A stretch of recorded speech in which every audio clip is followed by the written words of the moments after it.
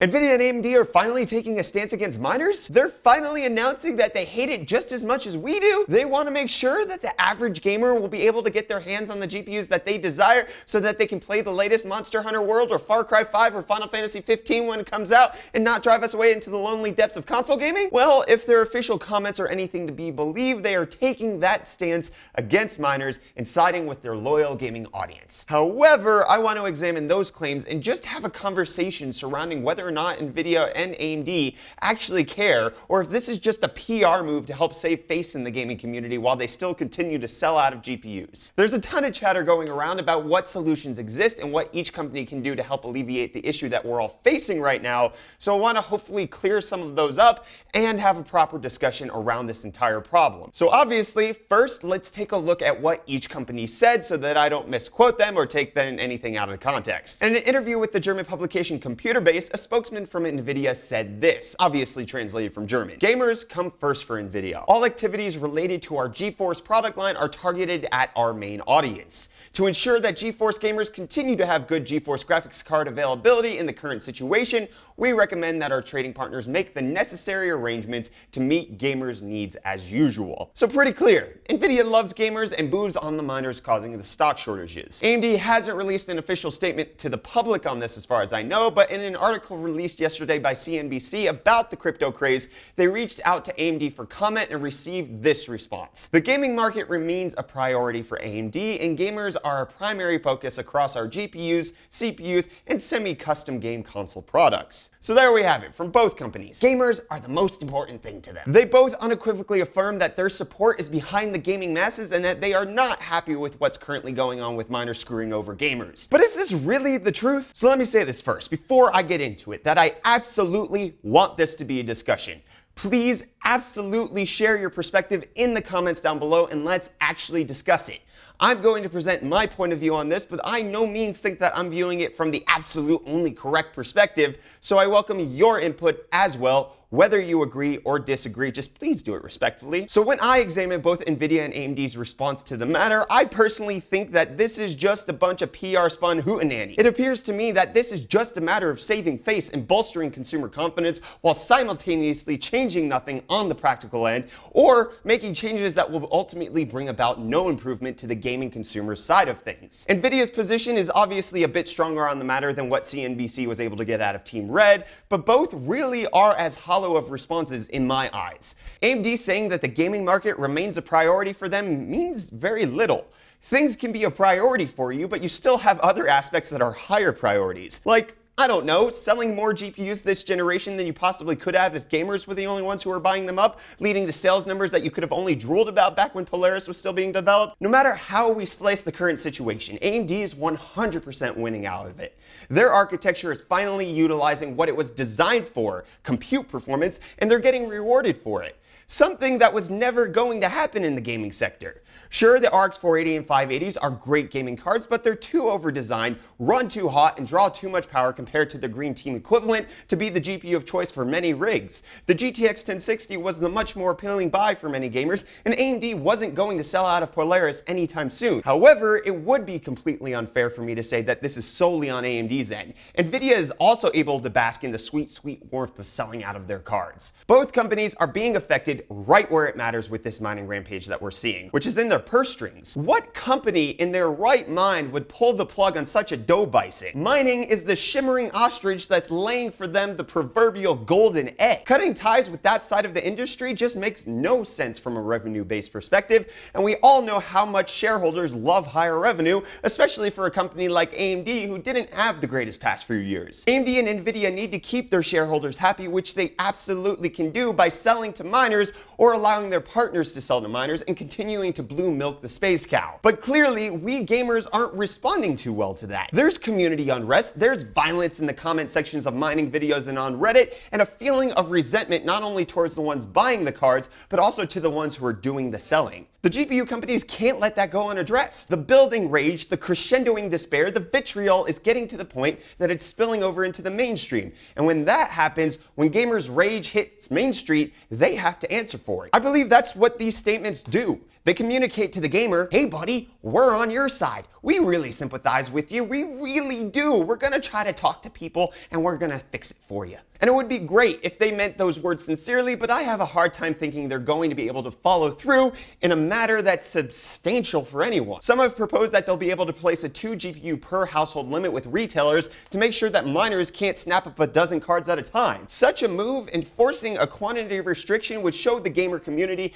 that they're trying to do something about it. It allows Nvidia and AMD to come across as the genuine white knight who prevents these dirty miners from stealing our precious game players. But in reality, that would accomplish absolutely nothing. You see, the issue doesn't lie with retailers. They could drop the limit down to 1 card per household and we'd see no improvement in the overall stock situation. Retailers aren't the ones who are pumping dozens and dozens of GPUs to miners, and it goes one step above them in the supply chain. Retailers buy their cards from the vendors who actually ship the cards, not from Nvidia directly. The companies who are producing those dope custom coolers on that sweet Vega 64, the ones who are household names. And while I'm not calling out any particular brand for these practices in this video because I can't guarantee that they're doing it, it's these partners that are subverting the traditional methods of distribution and selling cards to miners before they can even touch retail shelves. That's why Nvidia's statement is so interesting to me, because they specifically mention discussing this with their trading partners. Who do they mean by that? Do they mean they're going to implement protocols with their retail partners or with the vendors who actually put the GPU die on the PCB? If it's the former, it's a meaningless display of goodwill towards the gamer when it won't actually help us out with getting our hands on GPUs. If it's the latter, that's where I have 1,000 questions. Will they just mention to vendors, hey, stop selling to miners? Will there be penalties and consequences attached to vendors that are found to be doing this?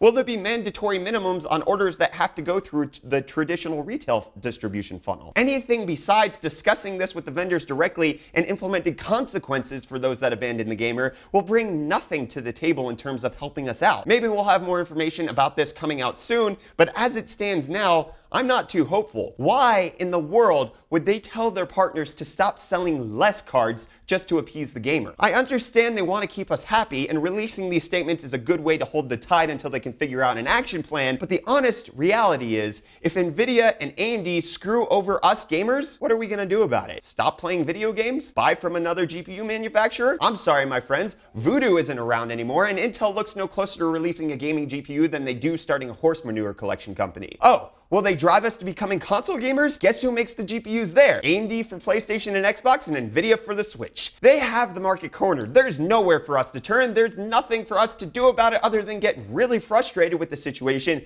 and rage at the wind. We have to buy from them if we want to play games. I've heard that they want to protect gamers because gamers are the ones who develop brand loyalty, but if both companies are screwing you over and practicing the same method of selling to miners, you're still going to be loyal to the one that you like, even if they keep this up. We, unfortunately, have no choice. So now I want to discuss a few of the suggested ways that you all keep mentioning for having Nvidia and AMD relieve us from this drought. The first is upping the production on GPUs. I've been saying this for a while now, but there's little to no chance of this happening. The mining market is too volatile and comes in such furious waves that it's impossible for them to anticipate the demand like this. They could bet big on it being absolutely amazing for a long time and jack up production, but then if they bet wrong, they're stuck with extra stock for months, if not years after the fact, because mining waits for no man. As soon as a new architecture comes out, those 200% extra 1060s that they produce are no longer appealing and have to be sold at a substantial loss or not get sold at all. So the better move here is just to keep demand high, sell out as soon as stock lands, and piss everyone off. Because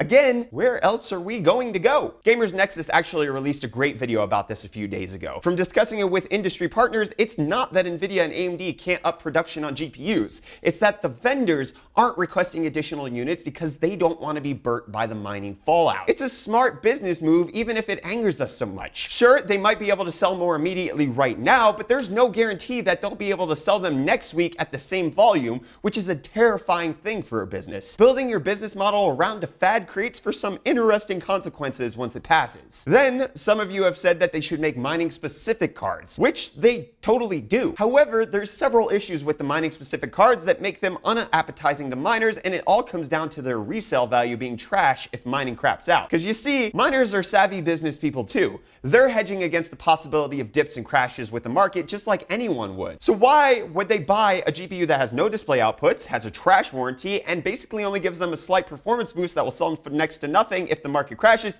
if they can buy cards that don't suffer from those flaws for only a little bit more. Sure, it's more of an upfront cash investment, but it can save their butts in the long run, and they're going to pay the cards off anyways thanks to their crypto earnings, so it's just the wise business move. There is the idea that Nvidia could produce multi-GPU cards like a 295X2 that don't support Crossfire SLI, as those could only be used to their full potential when mining. I think that's actually one of the more realistic options, because you could sell it as a gaming card afterwards with only one GPU being able to be used for gaming, but again, it creates the issue that we mentioned previously. Why would AMD and Nvidia invest R&D budget into something like that if they aren't certain it's going to stick around? Mining looks like it's all sunshine and daisies and mooning right now, but the hard business reality is that by the time AMD or Nvidia gets one of these cards out, they would either be useless for mining for the current mining landscape, or the mining landscape will be tremendously less robust than it is right now. I don't think there's any win-win here for us gamers and for the GPU producers. They're making mega profits off this whole issue, and if they tick us off in the process, it doesn't mean anything because we're still going to buy their products. Obviously, neither Nvidia or AMD want their customers to be only begrudgingly purchased from them, so that's where I think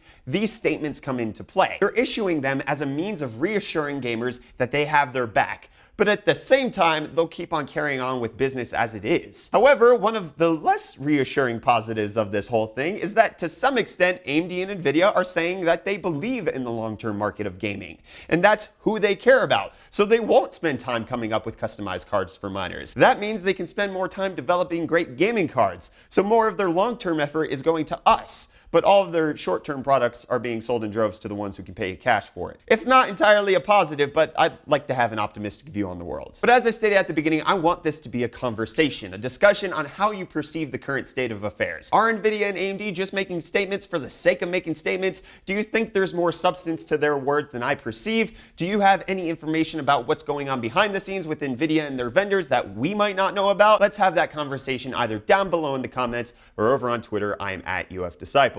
Be sure to smash that like button if you enjoyed this discussion piece on the whole GPU stock issue nonsense that's happening right now. Get subscribed to stay up to date on all of our tech-related content. And I am Brett with the UFD Tech channel. Thank you so much for watching, and I'll see you all in the next video. Cheers.